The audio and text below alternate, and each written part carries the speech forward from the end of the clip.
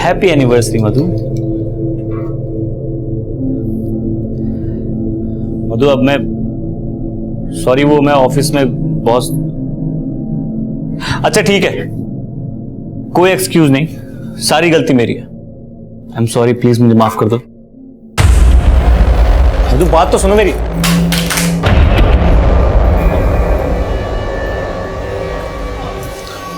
मधु मधु नहीं, मधु नहीं, प्लीज देखो ऐसा मत करो, आज मत उठो प्लीज। मधु आज हमारी एनिवर्सरी है, तुम्हें पता है ना हमने क्या क्या प्लान किया था। प्लीज। घड़ी देख रहे हो? 25 मिनट में एनिवर्सरी खत्म होने वाली है, उसके बाद फिर वही जिंदगी, सुबह शाम अकेलापन और फिर रात भर इंतजार और फिर तुम्हारी वही घिसी पिटी सॉरी। तो क्या करूं? नौकरी छोड़ दूं? तुम्हें जो करना है वो करो, मुझे फर्क नहीं पड़ता है। मेरी जिंदगी ना शादी से पहले ही अच्छी थी। तुम कहना क्या चाहती हो कि तुमने मुझसे शादी करके गलती कर दी? गलती की है इसलिए तो झेल रही हो तुम्हें। झेल रही हूँ मतलब? इस घर का रेंट, हमारी फ्यूचर सेविंग, हमारे जो खर्चे हैं, इन सब को मेंटेन रखने के लिए मेहनत करता हूँ मैं। तुम्हें क्या लग रहा है मैं बाहर जाकर टाइम पास कर रहा हूँ? मुझे क्या पता। हाँ, मुझे सिर्फ इतना पता है कि ऐसे घुटने के लिए मैं अपने पेरेंट्स को छोड़ के तुम्हारे पास नहीं आई थी। और जो मैंने तुम्हारी वजह से अपने पेरेंट्स को छोड़ा है वो नहीं दिख रहा तुम्हें? सब दिख रहा है मुझे। तुम भी अपने घर वालों की तरह ना सेल्फिश हो। मधु! नमस्कार, मैं senior inspector Abhimanyu Jindal crime petrol Dastak के आज के इस एपिसोड में आप सभी का स्वागत करता हूं। आज का हमारा ये एपिसोड एक शादीशुदा जोड़े के बारे में। शुभम और मधु आम शादीशुदा जोड़े की ही तरह इनमें भी नोकझोंक होती थी, मनमुटाव होते थे। लेकिन जब मनमुटाव और नोकझोंक की आवाज तेज होने लगे और आवृत्ति फ्रीक्वेंसी बढ़ने लग जाए तो समझ लेना चाहिए कि एक दस्तक है। ना सिर्फ इस बात की कि रिश्तों में दरार आ सकती है, बल्कि इस बात की भी कि इन दरारों में कोई बाहर वाला साजिश की सेंध लगा सकता है। आज का हमारा ये केस भी कुछ इसी तरह का है और इस केस को आपके सामने रखने का हमारा मकसद ये है कि आप ऐसी कोई दस्तक अनसुनी ना करें जो दस्तक इस केस में अनसुनी की गई।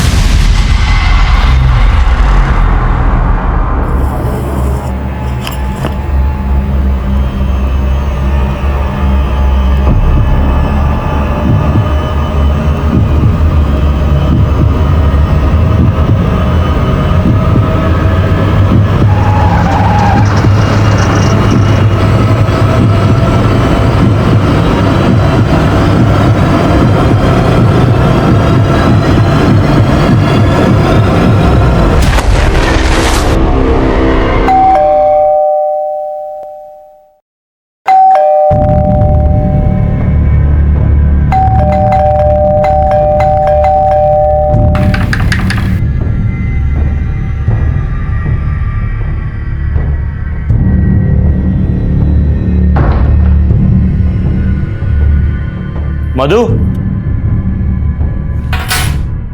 मधु!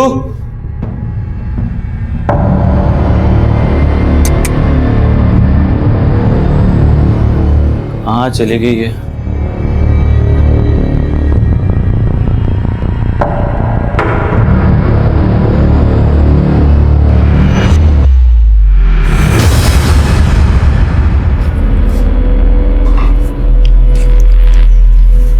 शुभम, मैंने तुम्हारी प्रॉब्लम का एक परमानेंट सॉल्यूशन निकाल लिया है। मैं अपनी फ्रेंड मिसेस शर्मा के यहाँ जा रही हूँ। अब कोई रोक टोक करने वाला नहीं है तुम्हारी जिंदगी में। Good bye.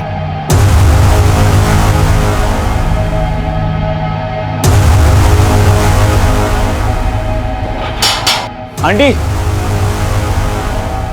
आंटी नमस्ते। क्या हुआ शुभम बेटा? आंटी वो मधु, आंटी आपका फोन मिल सकता है जरा? हाँ।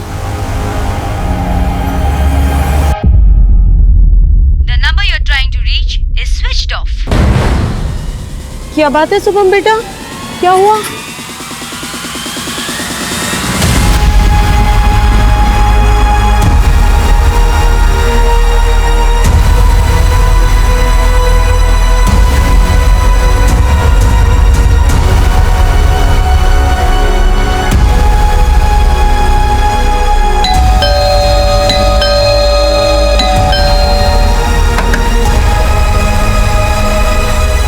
शुभम जीजू, आप इतनी रात को, सब ठीक तो है ना?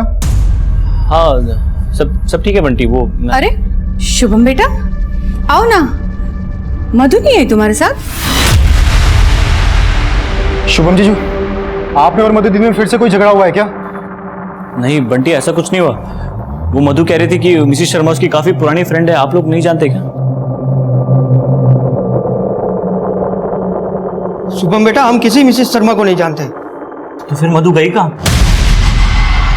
शुभम, मैंने तुम्हारी प्रॉब्लम का एक परमानेंट सॉल्यूशन ढूंढ लिया है। मैं अपनी फ्रेंड मिसेस शर्मा के यहाँ जा रही हूँ। अब कोई रोक टोक करने वाला नहीं है तुम्हारी जिंदगी में। Good bye. तो ये मिसेस शर्मा कौन है, ये आप लोग नहीं जानते? सर, मधु के मुंह से हमने ये नाम कभी नहीं सुना, पर ये शुभम बोल रहा है। सर मैं सच कह रहा हूँ, मधु के मुंह से मैंने यही नाम सुना था, मिसेस शर्मा। तुमने मधु से इस मिसेस शर्मा का सिर्फ नाम ही सुना था, या मधु के साथ कभी इस मिसेस शर्मा से मिले भी थे? Not exactly sir, but sir 1-1.5 महीने पहले मैंने मधु को एक लेडी के साथ देखा था। मधु,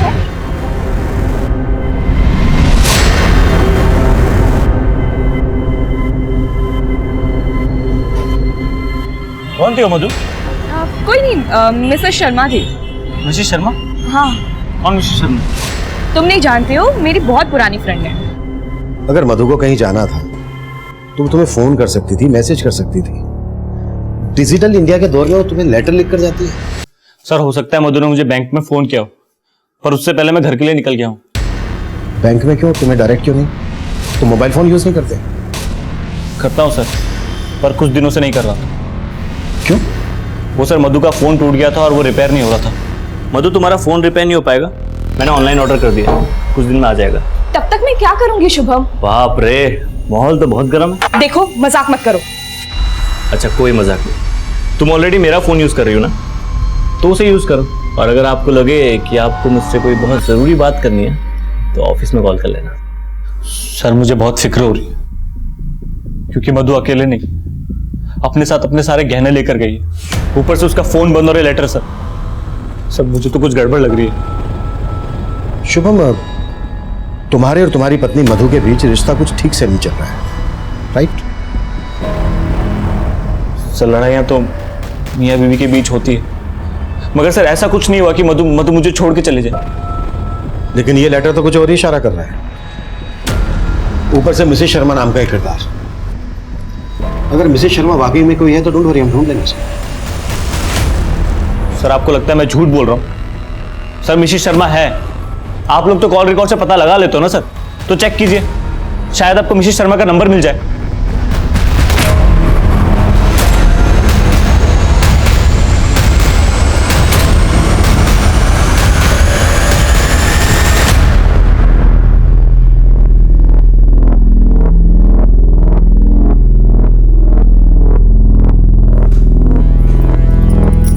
ये कोई वक्त है आने का?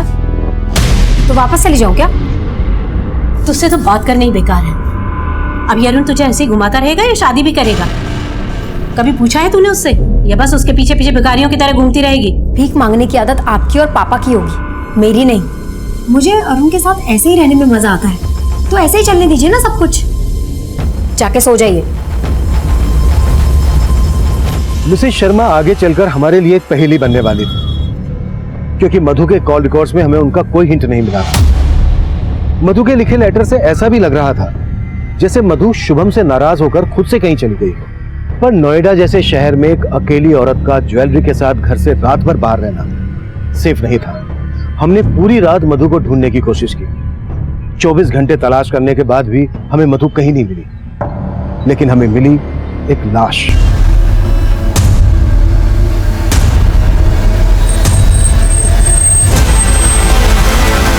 पीछे हटिए, पांडे पीछे हटाओ सबको। साइड सब पीछे पीछे पीछे हटिए। पीछे पीछे पांडे पीछे देखो आसपास कुछ मिलता है क्या? सर गीता हटो, बॉडी बाहर निकालो।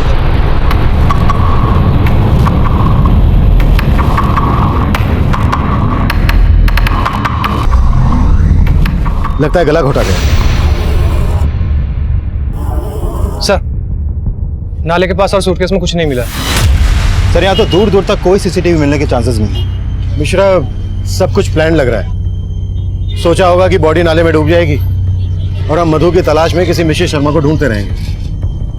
वो लेटर, मिसेस शर्मा, सब कुछ प्लान्ड है, लेकिन मधु का फोन उसके घर के एरिया में ही स्विच ऑफ है। मिश्रा, मधु की शिनाख्त करवाओ और फोरेंसिक टीम लेकर घर की स्कैनिंग शुरू करो। Okay sir.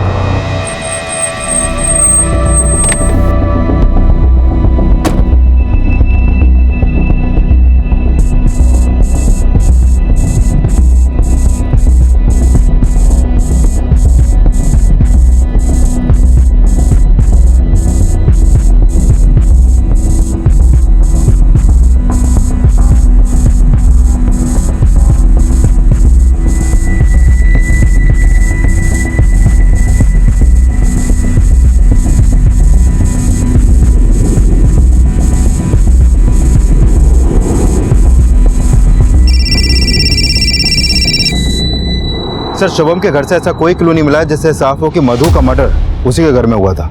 शुभम के घर वालों की कुंडलियां निकालो और पिछले दिनों की शुभम की एक्टिविटीज भी पता करो। Okay sir. सर, एक स्त्री वाले का कहना है जिस रात मधु का मर्डर हुआ शाम उससे मिलने एक औरत आई थी।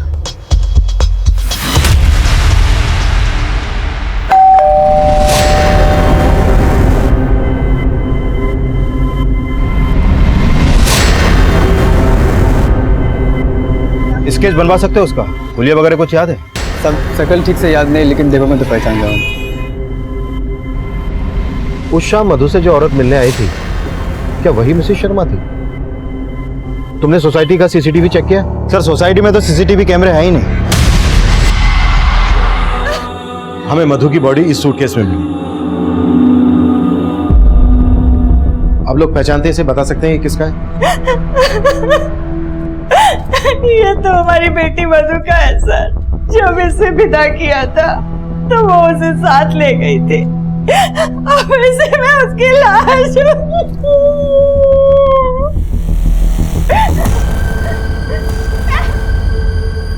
शुभम के पेरेंट्स मधु को पसंद नहीं करते थे। वो लोग उस पर दहेज के लिए दबाव डाल रहे थे। दहेज के लिए? मधु और शुभम की तो लव मैरिज हुई थी ना? हाँ सर। लेकिन शुभम की बड़ी बहन महिमा की शादी नहीं हो रही थी। लड़के वाले दहेज मांग रहे थे और इसीलिए वो लोग मधु पे दहेज के लिए दबाव डाल रहे थे।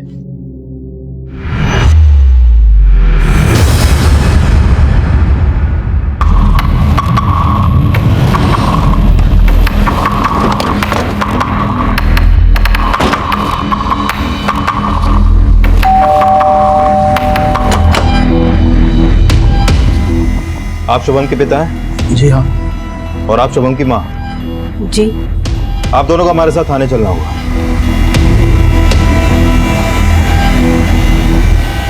ये आप क्या कह रहे हैं सर? मैं क्यों मारूंगा मधु को? सर मुझसे प्यार करता था, हमारी लव मैरिज हुई थी। सॉरी सॉरी सॉरी मधु, सॉरी मैं लेट हो गया, सॉरी। क्या सॉरी? कितनी देर लगा दी तुमने? सॉरी बाबा, बैंक में इतना काम पड़ गया था ना। पर क्या है, तुम आदत डाल लो। एक तो मेरा काम ऐसा है और शादी के बाद भी तो तुमको मैनेज करना है। शादी? हाँ शादी। अब पहले डेटिंग साइट पे मिले, अब कैफे में मिलने लगे हैं, तो बात तो आगे बढ़ानी पड़ेगी ना। शादी करोगे मुझसे? मधु क्यों मना करती? उसने और उसके माँ बाप ने तो कभी सोचा भी नहीं था कि उन्हें इतना अच्छा लड़का मिलेगा इंटरनेट से, वो भी बिना दहेज के। और यही बात आपको चुभ रही थी, इसलिए दहेज का दबाव डालना शुरू कर दिया आप लोगों ने मधु के माँ बाप पर, है ना? सर, हम कोई दबाव नहीं डाल रहे थे। हम तो सिर्फ संबंधी होने के नाते हमने उनसे 2 लाख रुपयों की मदद मांगी थी, बस। 2 लाख? मधु बेटा, महिमा की जिंदगी का सवाल है। तू अपने मायके से 2 लाख रुपए की बात करेगी ना? बड़ी बहन कुंवारी बैठी रहे, ऐसा अच्छा लगता है क्या भला? सर, मदद तो बहुत दूर की बात। मधु के परिवार वालों ने तो मधु को ऐसी पट्टी पढ़ाई कि उसने तो हमारा घर ही तोड़ दिया। वो तो हमारे बेटे को ही लेकर चली गई। सर 2 लाख की डिमांड ना पूरी करने की वजह से मेरे पेरेंट्स उखड़े हुए रहने लगे थे मधु से। मधु देखो, माँ की बात का बुरा नहीं मानते। महिमा दी की शादी टूटी अभी अभी, इसीलिए शायद गुस्सा है, बस। लेकिन मैं डिप्रेस हो रही हूँ शुभम। अब ये रोज रोज के ताने मुझसे नहीं सुने जाते हैं। तुम तो ऑफिस चले जाते हो और फिर बर्दाश्त मुझे करना पड़ता है। सर, मैंने शुभम की फैमिली के हर मेंबर के कॉल रिकॉर्ड्स निकलवाने के लिए बोल दिए। वैसे सर, शुभम की तरह उसकी फैमिली भी कहानी बनाने में एक्सपर्ट लगती है। इस कहानी का दी एंड हम लिखेंगे। सबकी कुलियां निकलवाओ और सबके हैंड राइटिंग सैंपल भी कलेक्ट करो। Okay sir. चलिए लिखिए इसमें जो मैं कह रहा हूं, लिखिए।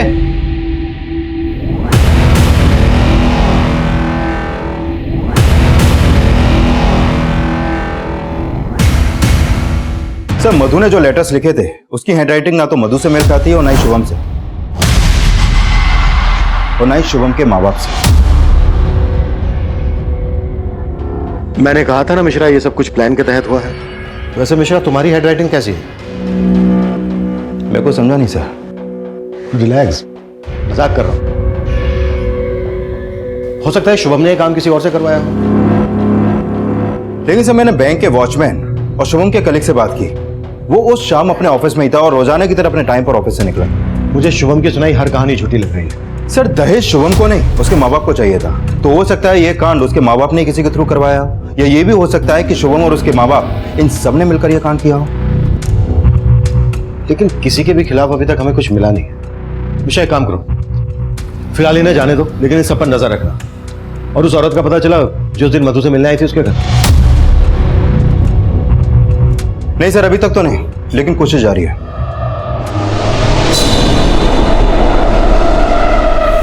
पुलिस तो हमारे पीछे ही पड़ी हुई है। कभी सोचा ना था कि इस उम्र में ये जिल्लत सहनी पड़ेगी, वो भी तुम्हारी पत्नी की वजह से।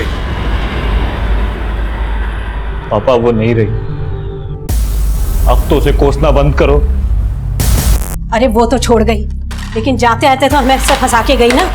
पता नहीं कौन सा पाप किया था जो ऐसी बहू मिली।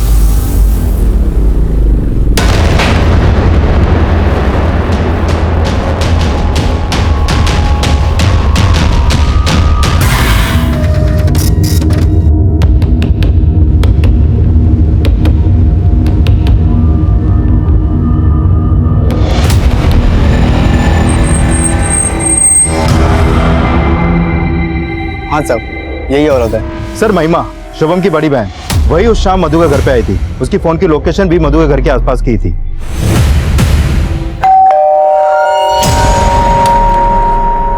अरे महिमा दी, आज मेरी याद कैसे आ गई?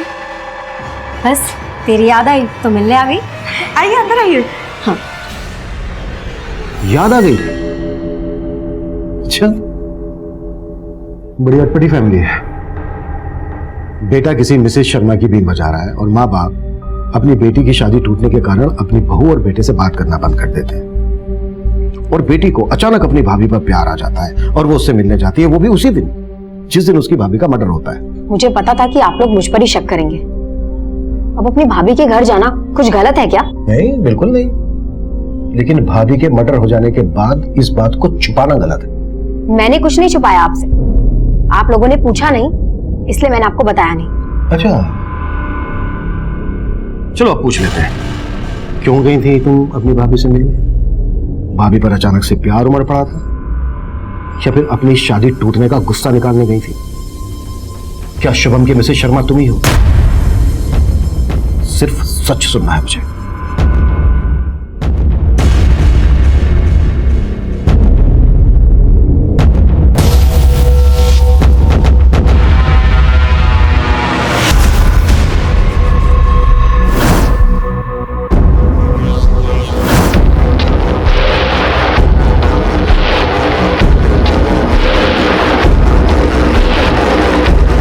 शर्मा, मेरी शर्मा, कहाँ थी आप इतने दिनों से? आपको इतने दिनों से ढूंढ रहा हूँ मैं। आपको कोई गलत नहीं भाई साहब, मैं कोई मिसेस शर्मा नहीं हूँ। देखो ज्यादा बनो मत, मधु तुम्हारे घर गई थी ना, मैं जानता हूँ सब। आप तुमने ही मारा मेरी मधु को, ये साड़ी मधु की है, मैं जानता हूँ। मेरी साड़ी छोड़ो, ये क्या कर रहे हो? भाई साहब देखिए, भाई साहब मेरी बात सुनो, भाई साहब मेरी बात सुनो, भाई साहब। अरे भाई साहब मेरी बात सुनो, वो मेरी बीवी को मार के गई है। भाई साहब रुको, रुको, रुको। कहाँ गई? कहाँ गई वो?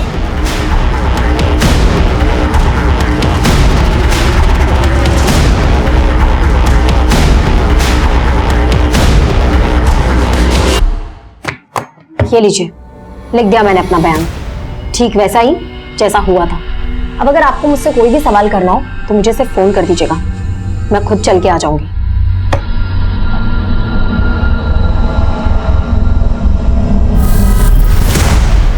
अगर तो भरी पड़ी है मैडम, शायद गुस्सा भी इसी तरह से भरा पड़ा हो। बड़ी बहन होने के बावजूद छोटे भाई की शादी पहले हो गई और उसकी वाइफ दहेज लेकर भी नहीं आई, जो मैडम की शादी में काम आ सकता था, जिसकी वजह से मैडम की शादी टूट गई। नजर रखो इस पर। Okay sir. Sir sir sir वो मिसेस शर्मा मिल गई सर। मिसेस शर्मा? हाँ सर। सर उसने मधु की साड़ी पहनी हुई थी जो मैंने उसे गिफ्ट की थी। मधु की साड़ी? जी सर। सर वो मुझे मार्केट में दिखी, मैंने उसे पकड़ने की कोशिश की तो चालाकी से भाग के निकल गई, लेकिन सर मैंने उसका पता लगा लिया।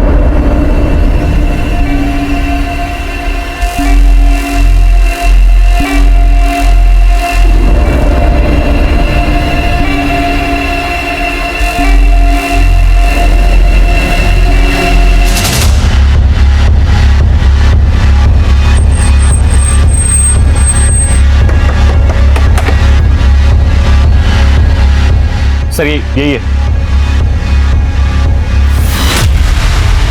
सर मैं कोई मिसेस शर्मा नहीं हूँ, मेरा नाम सुनीता अग्रवाल है और ना ही मैं किसी मधु को जानती हूँ। सर ये आदमी झूठ बोल रहा है। सर मधु की साड़ी पहनी हुई है, इसने गहने भी इसी घर में होंगे। सर इसी ने मारा मधु को, मुझे पता है सर, झूठ बोल रही है। सर मैंने किसी को नहीं मारा सर, इसने सरेआम मेरा पल्लू खींचा, वो तो मैंने गलती की जो पुलिस को नहीं बुलाया सर। सर झूठ बोल रही है सर ये। देखिए Mrs Sharma, I mean Mrs Agarwal, अगर आप हमसे कुछ छुपा रही हैं तो... सर मैं कुछ नहीं छुपा रही हूँ सर, ये साड़ी तो मुझे मेरे हस्बैंड ने गिफ्ट की थी। अब इनकी बीवी के पास भी वैसी ही साड़ी है तो क्या मैं कातिल हो गई? पांडे सर, पर्चा भरवाना। सर कैसा पर्चा? सुनीता के खिलाफ हमें कुछ नहीं मिला और शुभम का उस पर शक करना हमें यह सोचने पर मजबूर कर रहा था कि वो मिसेस शर्मा को सच साबित करने के लिए इस तरह के नाटक कर रहा था। मधु की मिसिंग ज्वेलरी की तस्वीरों को हमने शहर के सभी ज्वेलरी शॉप, चोर बाजार और खबरों में सर्कुलेट किया, लेकिन अब तक हमें वहां से भी कोई लीड नहीं मिली थी। इस बीच महिमा एक स्ट्रॉन्ग सस्पेक्ट बनकर हमारे सामने आई। साथ ही हमें यह भी लग रहा था कि मधु का मर्डर करके उसकी बॉडी को सूटकेस में डालकर ले जाना, फिर डंप करना एक अकेली औरत के लिए बहुत ही मुश्किल काम था। इसलिए हमने उसके पिता नरेंद्र की उस शाम की एक्टिविटीज का पता लगाने का सोचा और हमें एक लीड मिली है जो महिमा की कहानी का एक नया ट्विस्ट था। शुभम की बहन महिमा के कॉल रिकॉर्ड में एक नंबर मिला है और ये नंबर मर्डर वाली रात मधु के घर वाली एरिया में ही एक्टिव था। किसका नंबर है ये? सर ये नंबर अरुण का है। महिमा की अरुण से सगाई हुई थी जो टूट गई, लेकिन सगाई टूटने के बाद भी महिमा अरुण को डेट कर रही थी और सब मर्डर वाली रात ये दोनों ही देर रात तक साथ में थे। मतलब सगाई टूटी लेकिन रिश्ता नहीं टूटा। क्या ये भी मधु और शुभम की तरह लव कम अरेंज मैरिज करने वाले थे? सर लड़का तो महिमा के पेरेंट्स ने ही ढूंढा था, सगाई टूट गई लेकिन दोनों की जोड़ी नहीं टूटी। कहीं ऐसा तो नहीं है कि इसी जोड़ी ने शुभम और मधु की जोड़ी को तोड़ा हो? अरुण देख, तू मेरे साथ था, ये पुलिस को पता चल सकता है, बात भी बढ़ सकती है। तुझे मैंने बोला था ना कि वहां लेके मत जा मुझे, अब फंसा दी ना तूने मुझे। फंस तो मैं गई हूँ तेरे माँ बाप के लालच के चक्कर में। अगर बिना दहेज के शादी कर लेता तो ये सब नौबत ही नहीं आती थी ना। अब तू मेरे माँ बाप को जानती है कि दहेज उन्हें उनका हक लगता है। सुन, एक कॉल आ रहा है, मैं बाद में बात करता हूँ। हेलो, अरुण बोल रहा है। जी आप कौन? सर मैं मानता हूँ महिमा के साथ उस दिन मैं वहां पे गया था, लेकिन घर में नहीं गया था। तो तू बोल रहा है कि मधु का मर्डर महिमा ने किया? तूने बस मधु की बॉडी को डंप करने में महिमा की हेल्प की? नहीं सर। तेरी तो सगाई टूट गई थी ना महिमा से, फिर भी तो उसके साथ... सर माना हमारी सगाई टूट गई है, लेकिन मैं उससे प्यार करता हूँ। तू उस दिन देर रात तक महिमा के साथ था, मधु की वजह से तुम दोनों की सगाई टूटी। तुम दोनों उस दिन मधु से बदला लेने गए थे ना इस बात का? सर मैं मानता हूँ महिमा के साथ देर रात तक था वहां पे, लेकिन ना महिमा ने कुछ किया ना मैंने। अगर कुछ नहीं किया है तो फिर अचानक से महिमा को अपनी भाभी से मिलने की क्यों सोची? सर वो मुझे नहीं मालूम। लाइट में देख जरा, ऊपर देख। और थोड़ा सा। सर वो महिमा मेरे पेरेंट्स के दहेज का जुगाड़ करने के लिए अपने भाभी से गहने मांगने गई थी और हमारा प्लान था कि एक बार शादी हो जाए तो मधु भाभी को उनके गहने लौटा देंगे और मैं अपने पेरेंट्स को बोल दूंगा कि गहने कहीं खो गए। गुड, एक तमाचे से एकदम तोता बन गया तुम। अब ये बोल गहने कहाँ है? सर वो गहने तो महिमा को उन्होंने दिए ही नहीं। अरुण चलो यहाँ से। मानी तेरी भाभी? अरे उन्होंने तो कसम खा रखी है ना मानने की। चलो यहाँ से जाते हैं। मतलब मधु ने महिमा को अपने गहने देने से मना कर दिया तो महिमा को गुस्सा आया और वो मधु का मर्डर करके ही घर से बाहर आई। सर मुझे नहीं मालूम कि महिमा और भाभी के बीच क्या हुआ था, लेकिन महिमा रात 12 बजे तक मेरे साथ थी। मिश्रा, ये भी कहानी बनाने में एक्सपर्ट है। राइट देख जरा। नहीं सर, और मत मार सर, मैं जो बोल रहा हूँ सच बोल रहा हूँ, मैं कहानी नहीं बना रहा सर। सर जो सच था मैंने आपको बता दिया सर, प्लीज सर छोड़ दो सर, जाने दो सर। ठीक है जा, लेकिन शहर छोड़कर तो कहीं नहीं जाएगा, और अगर तेरी एक भी बात छोड़ निकली तो तेरा मंडप सीधा जेल में सजेगा। पांडे सर, पर्चा भरवा लो इससे।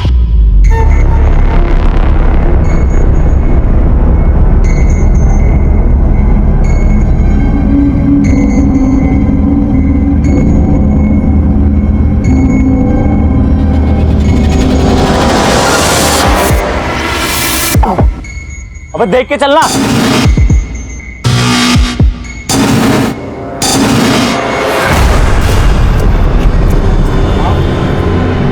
क्या हो भाई, क्या हो भाई?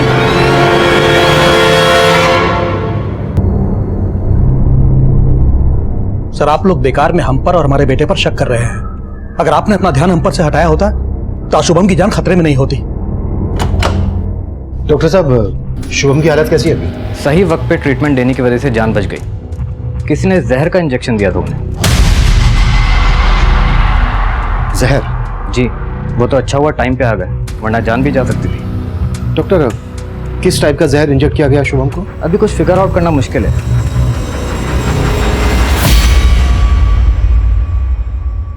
सर, मार्केट की सभी सीसीटीवी फुटेज चेक की, लेकिन किसी में भी इस बंदे की शक्ल नहीं दिखाई दी। सर शुभम की बॉडी में जो जहर इंजेक्ट किया गया था वो मेरिकटेक्स और फोटोसेटिक नाम के केमिकल्स को मिक्स करके बनाया गया था। सर जहर लीथल था। मुझे याद है कुछ दिनों पहले इसी एरिया में एक इंजेक्शन गैंग एक्टिव था जो लोगों को सुइयां चुभाकर उनका ध्यान भटकाकर उन्हें लूट लेता था। लेकिन सर ऐसी वारदातों में कोई जहर इंजेक्ट नहीं किया गया था। ये भी तो हो सकता है कि इंजेक्शन गैंग से जुड़े किसी आदमी को शुभम को मारने की सुपारी दी गई हो। एक काम करो मिश्रा, इस गैंग से जुड़े हर आदमी को राउंड अप करो और शुभम के बैंक कलीग की भी क्वेश्चनिंग करो। हो सकता है ये प्रोफेसर रायवर्ली का केस, हर एंगल इन्वेस्टिगेट करो। Okay sir. शुभम और मधु से जुड़े हर इंसान को हम खंगाल रहे थे। 3 दिन बाद शुभम को होश आया। नहीं सर, मुझे नहीं याद किसने मुझे इंजेक्ट करने की कोशिश की, लेकिन सर एक बार पहले भी मुझ पर मधु पे एक आदमी ने इंजेक्शन से अटैक करने की कोशिश की थी। और ये बात तुमने हमें पहले क्यों नहीं बताई? काफी पुरानी बात है सर। मैं और मधु हमारी फर्स्ट एनिवर्सरी पे डिनर के लिए जा रहे थे।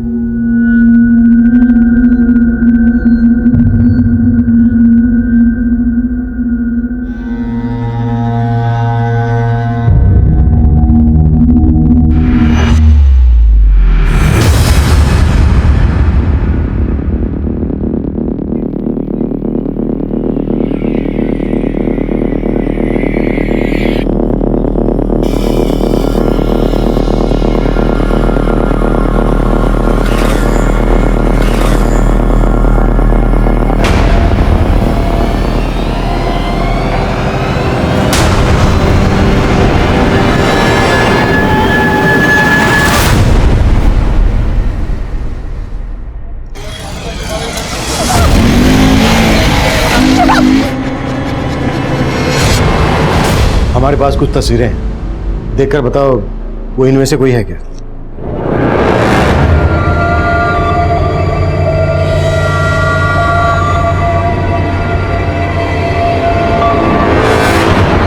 नहीं सर।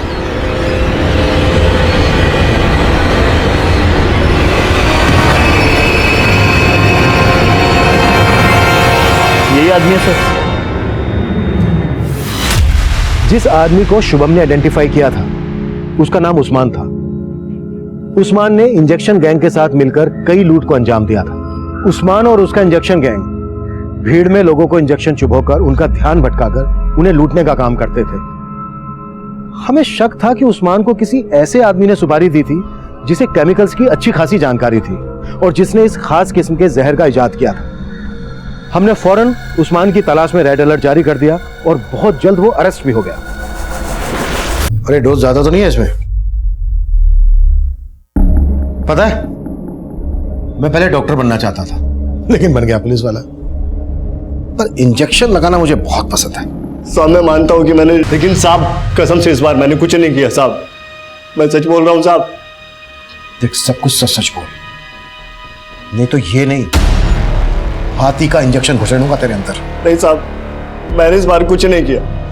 हाँ, एक आदमी का फोन आया था, उसने मुझे बोला था शुभम को जहर की सुई चुबाने को। उसने मुझे 50,000 रुपये एडवांस भी देते साहब।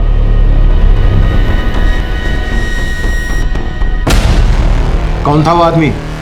नाम नहीं पता साहब। उस आदमी को कहीं से मेरा नंबर मिला था, उसने फोन करके मिलने के लिए बोला और सुपारी दी, लेकिन मेरा अटैक फेल हो गया साहब, तो मैंने उसका फोन उठाना बंद कर दिया।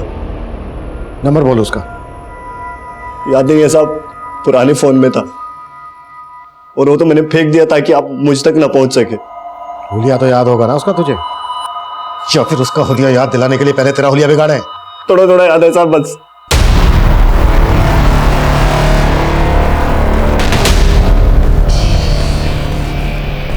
सर, जिस आदमी ने उस्मान को सुपारी दी थी वो आदमी ऐसा दिखता है सर।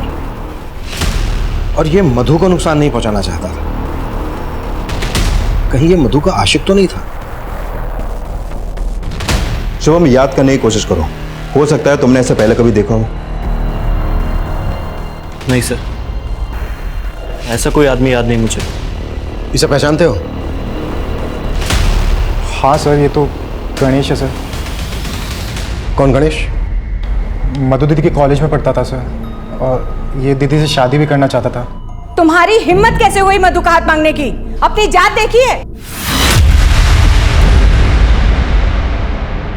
मधु गणेश से प्यार करती थी और उसने लव मैरिज की शुभम के साथ। हाँ सर, शुभम हमारी जात वाला था, लेकिन गणेश अलग जाति का था। कहाँ मिलेगा गणेश? सर, मैं मानता हूँ कि मैंने शुभम पे अटैक करवाया था। ये ले 50,000 रुपए एडवांस। इस लड़के पे सुई घुसानी है, ये दवा भर के। ठीक है। लेकिन सर, मैंने मधु के साथ कुछ भी नहीं किया। मैं तो प्यार करता था मधु से, पर कास्ट अलग होने की वजह से उसके पेरेंट्स नहीं माने। मैंने तो मधु से कहा कि हम भाग के शादी कर लेते, पर उसने कहा कि वो अपने पेरेंट्स को मना लेगी, लेकिन ऐसा कुछ भी नहीं हुआ। फिर मेरे पेरेंट्स ने मेरी शादी अदिति के साथ करवा दी। तूने अदिति से शादी कर ली, मधु ने शुभम से शादी कर ली, तो शुभम पर अटैक करवाने का मकसद क्या था तेरा? सर, वो मकसद भी मुझे मधु ने दिया था। मधु ने? साफ साफ बोल, कहना क्या चाह रहा है तू? मधु ने शुभम से 1 साल पहले शादी की थी, पर मेरी शादी मधु की शादी से 1 साल पहले ही हो गई थी, और उसे लगता था कि मैंने उसे धोखा दिया। जब मैंने उस समय कहा था कि भाग के शादी कर लेते हैं, तब तुम मानी नहीं, और अब जब मैं अदिति के साथ शादी कर चुका हूं, तब मेरे आसपास मंडरा रही हो। आखिर चाहती क्या हो तुम? तुम्हें गणेश, मैं तुमसे बहुत प्यार करती हूँ। मैं जानती हूँ मैं अपने माँ पापा को मना नहीं कर पाई, पर मैं तुम्हारे बगैर मर जाऊंगी। मुझसे मधु का दुख देखा नहीं गया, और मैं खुद को मधु से मिलने से रोक नहीं पाया। गणेश, मैं ना अपने माँ पापा को छोड़ दूंगी। तुम भी अदिति से डिवोर्स ले लो अब। मधु, डिवोर्स लेना इतना आसान नहीं है। कहना क्या चाहते हो तुम? मतलब बीवी तुम्हारी अदिति रहेगी और मैं? मधु को लगने लगा कि मैं उसे धोखा दे रहा हूँ, जबकि ऐसा कुछ नहीं था। इसलिए उसने मुझे चिढ़ाने के लिए जानबूझकर शुभम के साथ दोस्ती बढ़ानी शुरू कर दी। कौन है वो लड़का? तुमसे मतलब? तुम जाओ ना अपनी अदिति के पास, मेरे साथ टाइम वेस्ट क्यों कर रहे हो? तुम्हारे लिए मैं अदिति को डिवोर्स देने वाला हूँ, और तुम? झूठ बोलना बंद करो गणेश। तुम्हारा कोई इरादा ही नहीं है अदिति को डिवोर्स देने का, और अब मुझे भी कोई मिल गया है। ओके, तो तुम अपने रास्ते जाओ और मैं अपने। पहले तो मुझे लगा कि वो मुझसे नाराज है, इसलिए ये सब कर रही है, लेकिन बाद में उसने सचमुच शुभम के साथ शादी कर ली, जबकि उसकी वजह से मैंने अदिति को डिवोर्स दे दिया था। लेकिन मधु सचमुच शुभम से प्यार करने लगी थी, और मेरे लाख समझाने के बाद भी वो मेरी जिंदगी में वापस नहीं आना चाहती थी। इसीलिए मधु को पाने के लिए मैंने शुभम को रास्ते से हटाने का प्लान बनाया, और मेरे एक वार्ड बॉय दोस्त प्रकाश ने मुझे उस जहर के बारे में बताया। आवश्यकता आविष्कार की जननी है, और जो तबाह करने की ठान ले, वो फूलों को भी हथियार बना सकते हैं। जैसे तू मोहब्बत करके शायर बन गया, वैसे मैं हॉस्पिटल में नौकरी करते करते डॉक्टर बन गया। ये तो केमिकल एक सिरिंज में डालकर किसी की बॉडी में इंजेक्ट किया जाए तो 10 मिनट में खेल खत्म।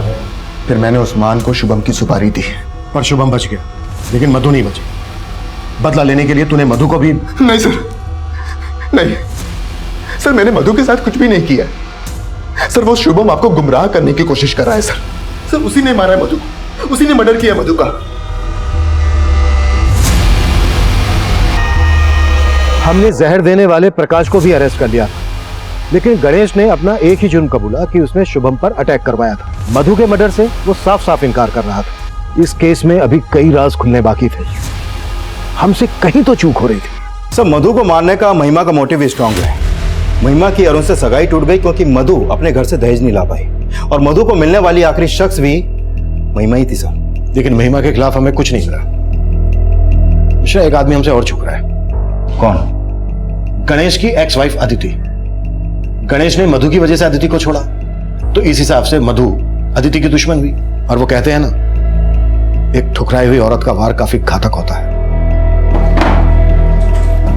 बोलो सर, मुझे यहाँ पे क्यों बुलाया गया? क्योंकि तुमने अपने एक्स हस्बैंड की एक्स गर्लफ्रेंड का मर्डर किया, इसलिए। व्हाट? इतनी भोली मत बनो। तुम्हारे फोन की लोकेशन मधु के फोन की लोकेशन से मैच करती थी। तुम्हारा फोन मधु के घर के आसपास के एरिया में एक्टिव रहता था। मिलने जाती थी ना उससे? हाँ, मैं मानती हूँ कि मैं मधु से 1-2 बार मिली हूँ, लेकिन उसके मर्डर से मेरा कोई लेन देना नहीं है। लेना देना तो है, क्योंकि उसकी वजह से ही तुम्हारे एक्स हस्बैंड ने तुम्हें छोड़ा था। हाँ, उसकी वजह से गणेश ने मुझे छोड़ा, लेकिन मैंने नहीं मारा उसे। मिलने क्यों जाती थी मधु से?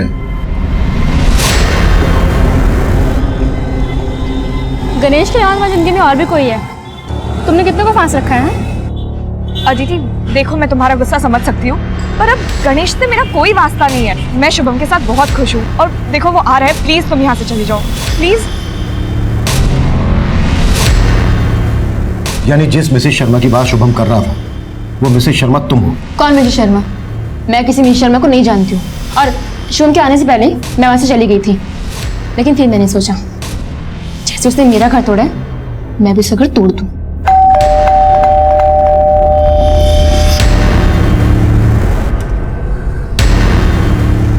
तुम यहाँ?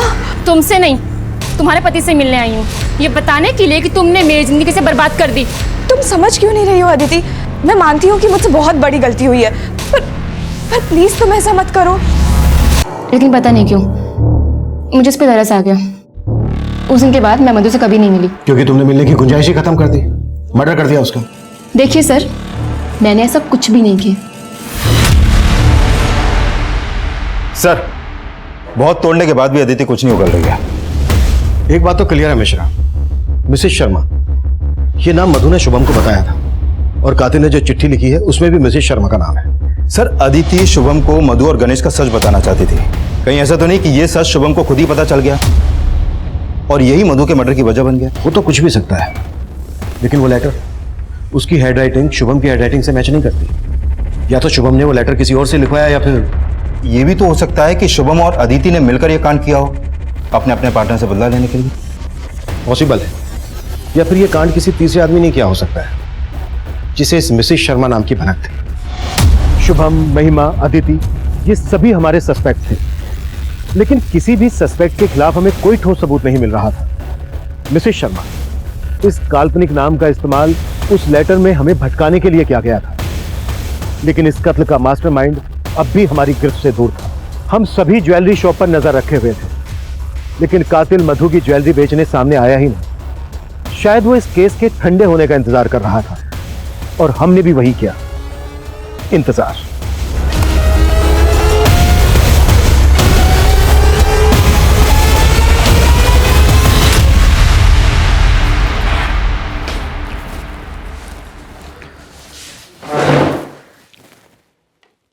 क्यों मारा मधु को? साहब, हमें पैसों की बहुत जरूरत थी, और मेरा अक्सर मधु के यहाँ आना जाना लगा रहता था, और मधु के पास बहुत सारे गहने थे। उसके गहने देखते ही मैंने अपने पति से बात की, और तभी हमने उसके गहने हासिल करने का सोच लिया था। लेकिन हम ऐसे हाथ साफ करना चाहते थे जिससे किसी को हम पे शक ना आए। फिर एक दिन मुझे मधु का एक और राज पता चला। अदिति देखो, मुझे पता है कि मुझसे बहुत बड़ी गलती हो गई है, पर क्या बात है मधु, सब ठीक है ना?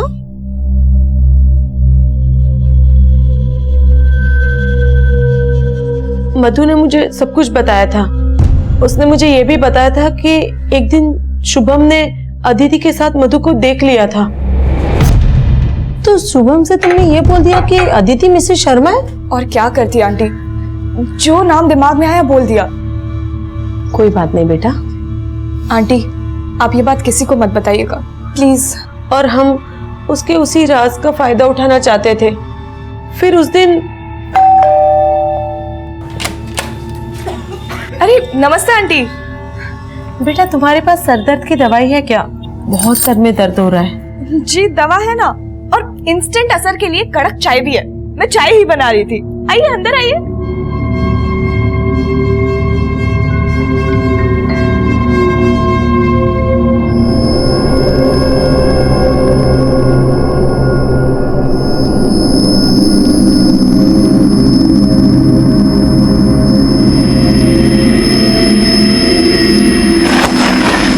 मधु इतनी रेस्पेक्ट करती थी तुम दोनों की, इतना भरोसा करती थी तुम दोनों पर, और तुम लोगों ने चंद पैसों के लालच में अपनी बेटी की उम्र की लड़की को मार डाला। ये मत सोचना कि उम्र देखकर कोई रियायत मिलेगी।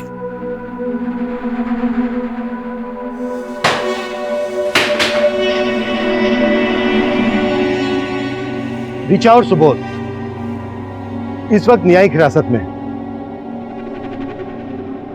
शुभम इस शोक से उभर ही नहीं पा रहा है। उसे यकीन ही नहीं हो पा रहा है कि मधु जिस वृद्ध जोड़े की इतनी इज्जत करती थी, उसने चंद पैसों के लिए मधु की जान ले ली। इस केस को आपको दिखाने का हमारा मकसद ये बिल्कुल नहीं है कि आप अपने आसपास के लोगों को शक की नजर से देखें, उनके साथ कुछ शेयर ना करें। इनफैक्ट ये पॉसिबल भी नहीं है। लेकिन जिंदगी में संतुलन बनाना, एक दायरा बनाए रखना भी जरूरी है।